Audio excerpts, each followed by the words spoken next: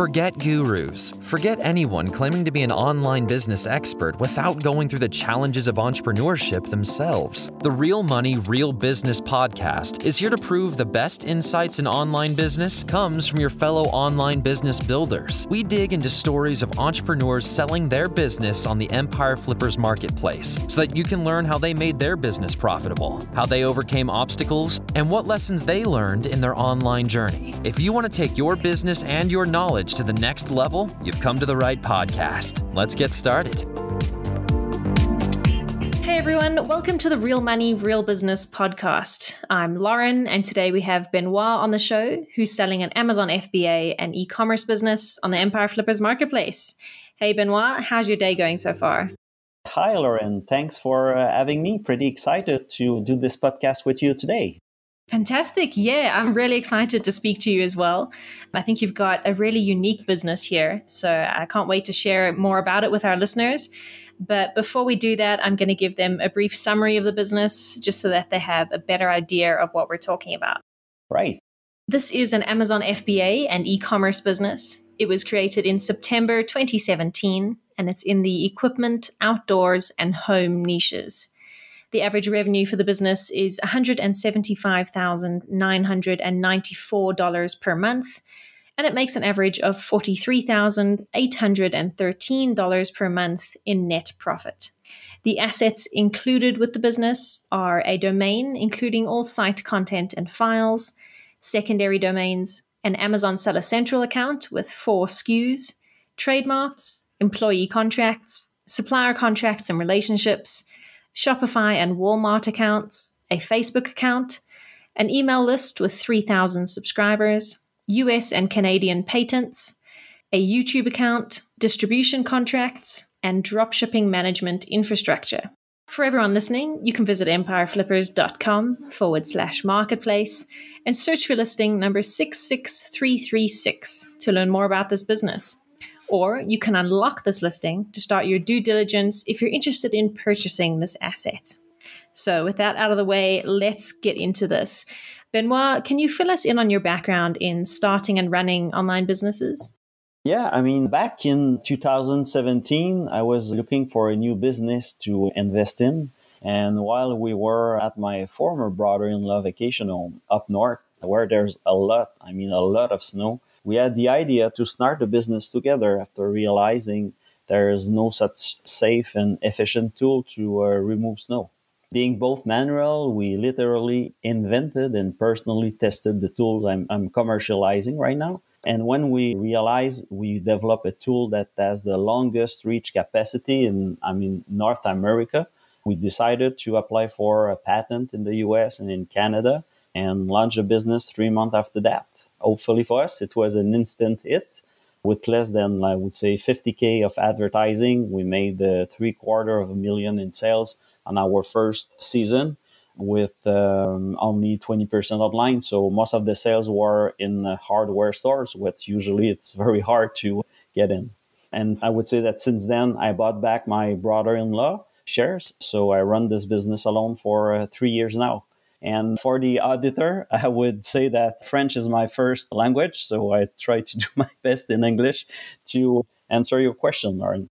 Yeah, that's fantastic. I think you're doing very well so far. And that's such a wonderful success story. You know, solving a problem that you've experienced yourself certainly makes you understand the functionality of the product that much more. When you were deciding to sell this product that you invented, what attracted you to selling it on Amazon FBA?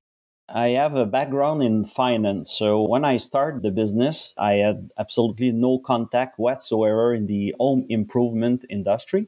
So selling on Amazon was a no-brainer at first glance. I'm in a niche market, so reaching as many potential customers as fast as possible is so important. And Amazon is clearly the solution. Mainly back in 2017, I quickly realized that it's not easy to start selling on Amazon and trying to having some real success, So I start working with digital marketing agency. At the beginning, Amazon was less than 10% of the business. And now that's by far my largest selling channel. Yeah, that's great. The product certainly has taken off very quickly on Amazon. So you mentioned that Amazon wasn't always your biggest platform. And I know you do sell on some other platforms as well. So can you walk us through all of the different platforms that your products are sold on? Yeah, I would say a relatively different business since at the beginning, I'm a manufacturer. I do the manufacturing by myself. So on top of Amazon, I have a brick and mortar business in the US with Menards and True Value, but also I do drop ship in the US and in Canada for Home Depot, Lowe's, Costco, and Canadian Tire and Home Hardware in Canada. So, and at the beginning when I start, it was mostly into brick and mortar stores. I'm originally from the French speaking section of Canada, which is Quebec. So I'm into, I would say, between 500 to 600 different locations. But as of today, 80% of my revenue comes from either dropship from online platform or from Amazon. Yeah, it's quite an interesting journey that you've been on. And it's great that you're able to diversify those sales channels as well. That definitely adds much more defensibility to your business as well. Yeah, what is interesting, I think, into all of that is instead of adding only one channel, I can join or I can reach much more customers. There's also a lot of marketing strategies using Google and Facebook to do this kind of crisscross selling strategy. So there's some drive to store marketing strategy. I do also some traffic that I drive to Amazon. So having both selling channel, I think is very complementary. And also using my super nice story on Amazon, since I'm number one, my premium product is the number one seller in my category. So I can easily use this nice story to get more and more presence on drop shipping platforms. Yeah, that's fantastic. As you say, there's so many more options to tap into when you have all of those sales channels available to you. The business is doing so well. It's had such a great success story. What are the reasons you've decided to step away from the business and sell it now? The main reason I would say that I have the opportunity to buy a company that is about 4 times bigger than mine. And I really need the capital from the sale of my assets or my company to get the financing. And what is also interesting with this new opportunity is that they are struggling with their Amazon account and their online sales. So I think that I can bring a lot of value there. Yeah, it's great that the success of this business can act as a stepping stone for you to really level up your entrepreneurial journey and use those skills that you've honed in this business to help you advance that business. So that's wonderful to hear. Looking back over your journey with this business, I'm sure there have been many successes, but are there any big wins or success stories that stand out in your mind? I would say that it's a small win that becomes a big win over time. Back in 2019 on Amazon, I finally made like the top 5 of my category. So it took me a little bit more than a year and a half to build that and to learn how Amazon works. But I used this undeniable success to get the opportunity to enter at Costco, Home Depot, and Lowe's in the same season. So from this small success, because being in the top 5 of a category is no big deal, it brings me a very interesting contract. And it becomes after that almost 30% of my business. So that's probably one of my biggest success so far. Also, there is some, I would say, success, but it's more personal, like the day where you sell 100 units a day or 25,000 a day, or when you get your first million on Amazon. But this is like, it's more rewards than success. Yeah, there's a lot of those small milestones that we set ourselves, but it really feels good to tick those off. As you say, first million and first 100 units sold. It's quite meaningful in the long term. I'm sure there were some things that didn't quite go according to plan. So were there any setbacks or challenges that you had to overcome? Oh, there's a lot of setbacks when you're in business, right? But the goal is to have more success than setbacks. But seriously, 2 years ago, when I was doing great with a local web agency, helping me with my Amazon account, I tried to hire employees to manage my Amazon, Google, and Facebook account. Unfortunately, I lost sales, increased my take costs, and had to fulfill a lot of orders in FBA mode since we didn't have a good inventory management, I would say. Since then, I had 2 employees over time. So I fired the last one. I put more time on my Amazon account. And now I'm managing successfully the Amazon account with a VA. And last year, I increased my sales by 30%. So I probably one of the most important setback of my journey.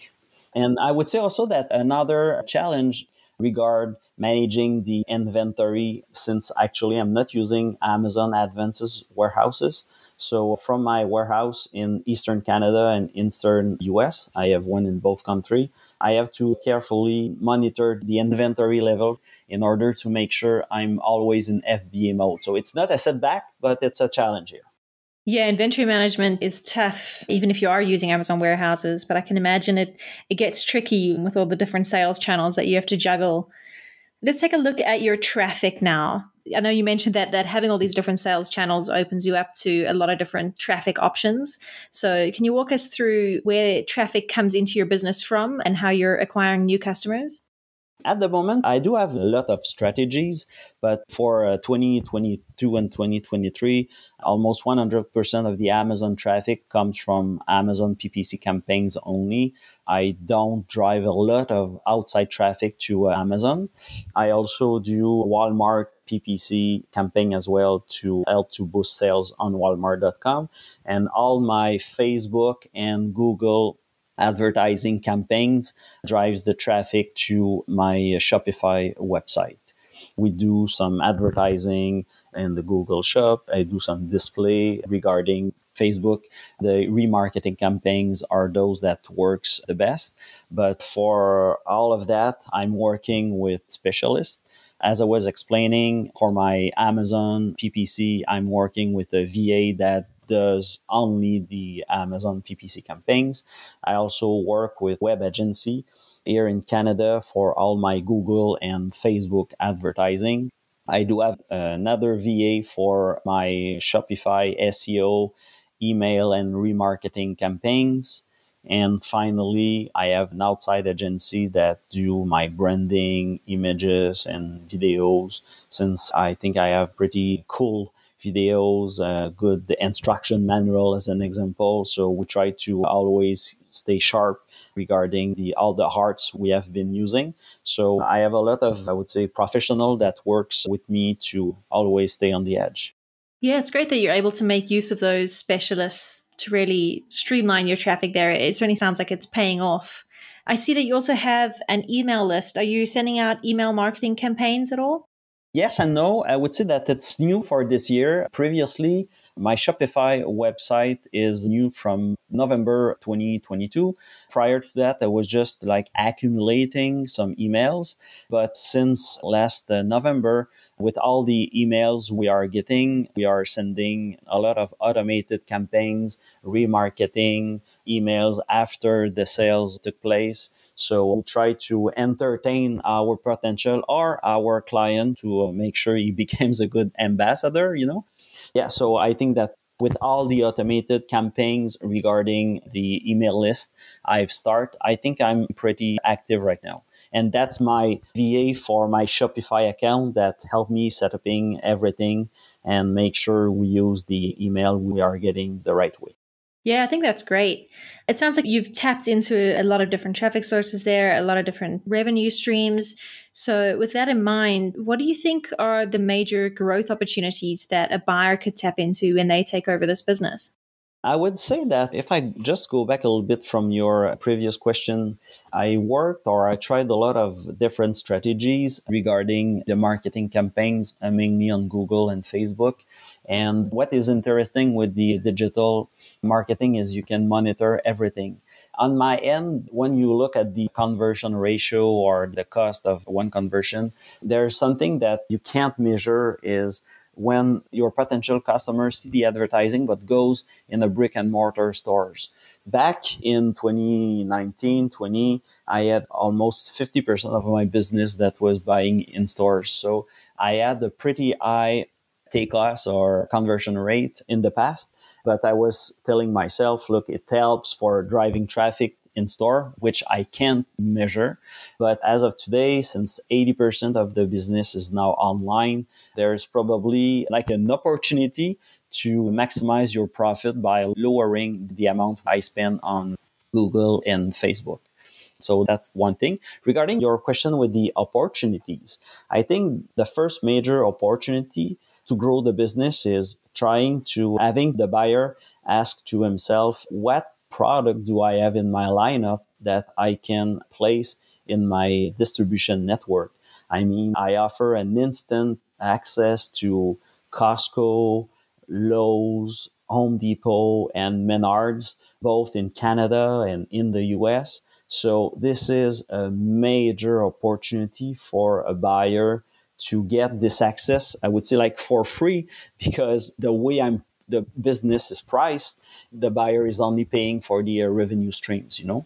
So this is an opportunity for the buyer. Also, I am transitioning from manufacturing model to a sourcing product. So for the next winter, my product is sourced out of China, but I am buying the product from a third party. This is a company specialized in import and export. I buy my aluminum. All my tools are made of aluminum. So this is a supplier that I know for 3 years that I import my raw material from them, but they also import a lot of stuff since they have an office in China. For a buyer trying to do some research and find a manufacturer right in China to get rid of the third party, can expect to lower the sourcing cost by, I would say, 15%, maybe more. So that's an important opportunity. So we're not looking at the top line, but the good and the important line. So sourcing is very interesting source of profit growth here. Also, with the success I had with Lowe's and Home Depot in the US this year, I mean, my product are labeled trending now at the moment.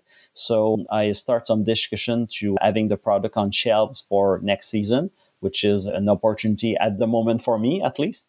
And finally, I have all the setup. I have a 3PL in France to offer my product in all the Amazon EU platforms. So I start this year, but since it's less than 1% of my revenue, it's not in the P&L. But you have to know that all the setup is there. I have inventory in EU. I start selling the product in France and in Germany.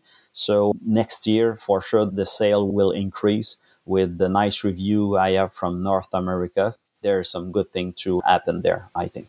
Yeah, definitely a lot of opportunities to take advantage of there. And I think expanding into EU is definitely going to really offer a lot of growth because that's a big market there. You mentioned that you don't have a traditional FBA supply chain, that you do things a little bit differently. So can you walk me through what your supply chain looks like and how products get from suppliers to the customers? Yep, of course. From 2017 until now, I'm manufacturing the product in Canada. So I source my raw material from local supplier as well as from suppliers in the US and 4 and 5 from China. So I do all the manufacturing, which is very easy to manufacture. There's 4 people doing my entire manufacturing. So once they are manufactured, I warehouse them in my factory as well as in my 3PL. Since my business is seasonal, first of all, I just make sure to have enough inventory, and before winter, my product is ready to snow. It's really easy to ship to Amazon since I always have in my manufacturing plant some inventory. But I'm transitioning from manufacturing to a sourcing, as I'm explaining. Since the business is seasonal, again, you need to get the inventory prior to the season. Right now, my lead time for manufacturing is around 40 days in the contract, 30 days for the transportation. So you need to take delivery of your product by October and December. So this is what my supply chains look like right now. And I'm really transitioning. Even if I'm not selling the business, that's a decision I took since my rent contract is going to issue in June 2024. So this year, from now until December 2023, I will continue manufacturing units. And what I am offering to the buyer is really to buy this inventory at the same price that I'm sourcing the product in China. I think it will reassure a buyer since I offer him to wait until paying the inventory that the winter season really kicks in. So instead of having to disbursing for, let's say, 25 or 50% of the annual sales in inventory at the moment of the transaction, I am free to buy a very small amount of inventory just to run the business until October. And then I offer taking delivery of the goods. There's almost no transportation, since you ship from Canada to the US, it takes less than a week. So I think that's a good advantage, and it gives much time to maybe find a new sourcing manufacturing in China. So this is for the next winter. And for the winter 24-25, my product will be sourced 100. Even if I keep the business, my product will be sourced in China since I won't have any warehouse anymore. I will be warehousing my product in 3PL in Canada, where I already have a contract. And I will continue warehousing my product in my 3PL in the US that is located in Vermont at the moment.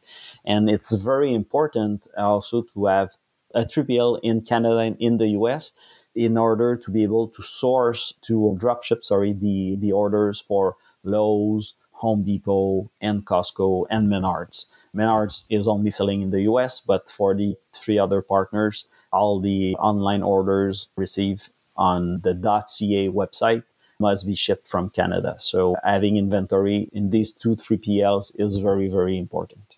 Speaking of your inventory, how does this unique setup of yours impact your Amazon inventory levels? Are you using them to their full potential, or are you sort of drip feeding to Amazon as needed? When you drop ship for Lowe's, Costco, and Home Depot, you always ship on their behalf using their own UPS and FedEx account. So you don't need and you can't use your Amazon FBA setup to ship these orders. Since they are paying for shipping the product, it's included in the price. It's good because you don't need to use your inventory level at Amazon to fulfill these orders. This is why it's so important to have a 3PL in Canada and in the US to dropship these orders. Regarding Amazon FBA level, as much as possible, I try to fulfill all my Shopify account with the FBA inventory while it's possible. At the beginning of the season, as an example, my inventory level on Amazon.ca would be between 1,000 and 3,000 units. Remember that I sell product that retails between $150 and $225. So I don't need to have that 100,000 inventory level mark. 1,000 to 3,000 units in Canada, between 2,000 and 5,000 in the US.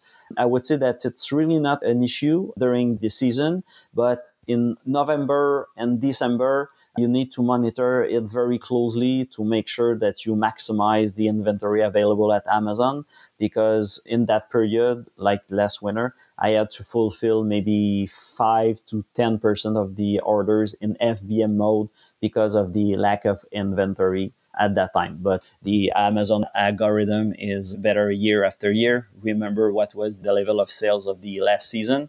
I have more and more room for inventory, but you need to monitor that very, very closely at the beginning of the season. Yeah, absolutely. I think inventory management is the key to success there, especially approaching that winter season and the boost in sales. I would also add that the good news for a snow-related product, that most of the sales are get after December 15, but you need to have a good inventory level even in the end of November and December, where the storage fee is what's exponential but much more expensive. It's good to have Amazon letting me having much more inventory in January, February, and March versus at the beginning of the season. But with the cost that it is for keeping oversized product in the Amazon warehouses, it's important to do very good inventory management at the beginning of the season. Yeah, I think that's a good thing to note. Definitely an easy thing to overlook if you don't have that experience. You've touched a little bit on the team that you have in place. I know you mentioned a couple of VAs. Can you just walk us through how many employees you have? Are they full-time employees or contract employees? Since I'm transitioning from a manufacturing side to a sourcing side, my team of manufacturing is not really important here in the transaction since we will not manufacture the product anymore. Regarding my admin staff, I do have an accountant that is going to have to reduce her time by 50%. I would say that it's a half-time job because they won't have such AP to account payable to make. The payroll will be much smaller. So I will keeping my business when I will source my product 100%. I will need, I would say, a 50% full-time accountant employee. And I would say a client service support for about 6 months of the year, making sure that we answer closely all questions to a customer and for our distribution outside Amazon business as well. So that's all the stuff I need to run the business. And the staff that's currently working with the business, would they be available to work with the new buyer? Yes, of course. And I just forgot to mention also that everything in the business is run in English. I mean, all my communication with my suppliers, with my distribution network, they are all headquartered and outside Quebec, since Quebec is the only place in Canada where we speak French. So all the business is run in English, and no worry about that. My 2 employees based in Quebec, first of all, the accountant, I mean, she will be able to continue in the transition, but I think this is something you want to bring back in the US, either for accounting and for the client support as well. They are both French speaking people, but they are, I would say, as good as I am in English. Fantastic. It sounds like your team really does a great job, that you've got most things under control. So what does a typical work week look like for you as the business owner when running this business? How many hours are you spending on the business per week? Yes, that's a good question. And it really varies where we are in the year. It's a seasonal business. 90% of the revenue comes from 3 months window. But I would say that usually 7 months per year outside the manufacturing part, I would say that it's very little since there are virtually no sales. I would say 5 hours a week. And for preparing the season and during the high season, it's pretty full-time job. I would say that you don't need to work during the evening, but it's 30 to 40 hours a week to be realistic to manage all the accounts. Amazon is one of the 10 accounts you have to manage. Yeah, sure. As you said, I think that's pretty realistic, especially for a business this size. With all of that in mind, as the business transitions into sourcing, all the different monetization methods that you have on your hands, what do you think the biggest challenge will be for a buyer taking over this business? I think the biggest challenge, day one, is to understand the other distributor works. If you're new to that dropship business, you need to understand what is EDI, communication, languages, Commerce Hub. And we're going to have to manage to get the contracts with Home Depot and Lowe's and so on if you buy the asset. Meanwhile, if you're willing to consider buying the shares of my business, all the setup is already in place. So that would be a huge advantage for the buyer, even if it's not mandatory at all. So learning how everything works, I think, is a challenge. But as an example, for all my dropship business in the US, all the orders are flowing automatically from, let's say, Home Depot through the Commerce Hub platform to the 3PL. The 3PL fulfill the orders, confirm the shipment, send the invoice to the Home Depot as an example. So everything is fully automated, but you need to understand how it works. And if you're buying the asset, if you want to change the 3PL, you're going to have to do that setup with your new providers. So that's a challenge to start a business. By making a transaction during the end of the spring or in the summer, will give enough time to do all this setup prior to the high season to start. And I'm really offering any help to do that setup with the buyer for sure. Yeah, I think that's a good thing to note, that it's a great time of year to be doing the sale of the business and transitioning the new buyer in, to give them the time to have settled and transitioned before that busy season starts. You mentioned that you're willing to support the buyer. What sort of support are you willing to offer buyers to help ease that transition? I think the overall idea is to be available as possible. I'm offering to continue manufacturing the product until December 2023. So during all that period, I'm offering my help to set up these new accounts, but also 1 hour meeting a week, as long as it's possible for the next 6 months, as an example, to make sure that everything is in place and is good to go when the high season will kick in for sure.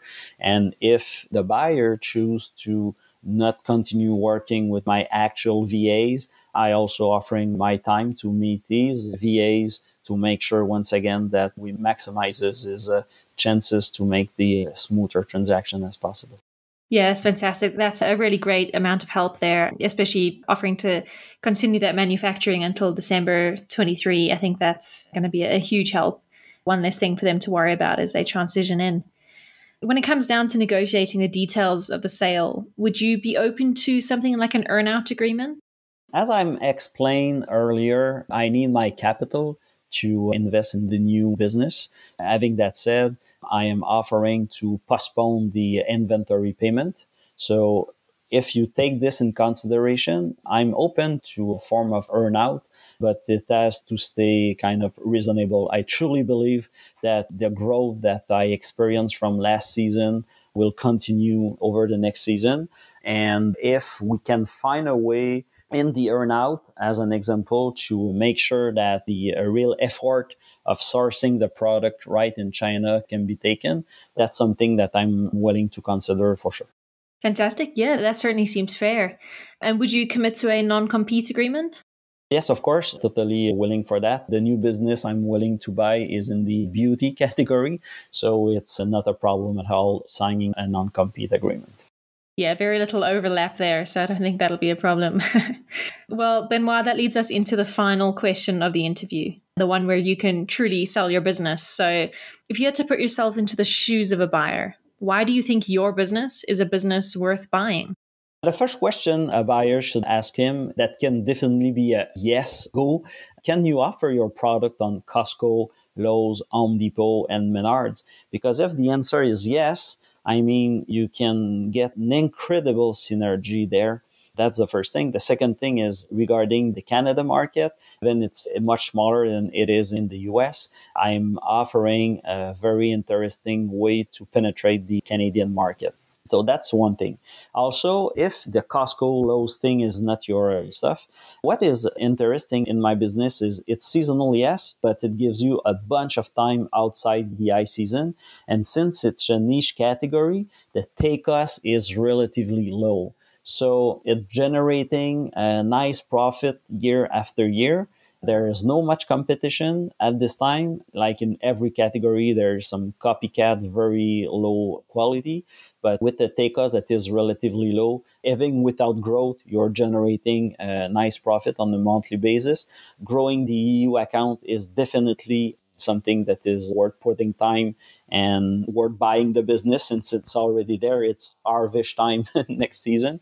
And since the business is priced as a seasonal one at 40x revenue, I think the payback is going to be fast. So I would say that this is why a buyer should look at buying this actual listing. Yeah, well said. I completely agree. I think there are so many benefits to this business that are really unique that buyers will battle to find anywhere else. Yeah, definitely big selling points there. Are there any other aspects about the business that you'd like to share with our listeners that I might have missed? I think we covered a lot of ground today. I think that moving forward, having one-on-one interview to answer a question that I might bring your attention is the best way to continue. But thanks for asking me all these questions. I think we make a good turnaround of the business.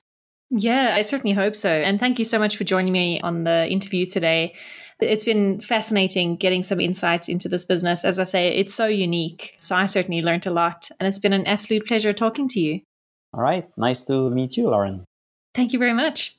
All right, everyone. Thanks for listening. To learn more and see if this listing has already been sold, head over to empireflippers.com/marketplace and search for listing number 66336. If you're watching this on YouTube, click the link in the description to go straight to the listing.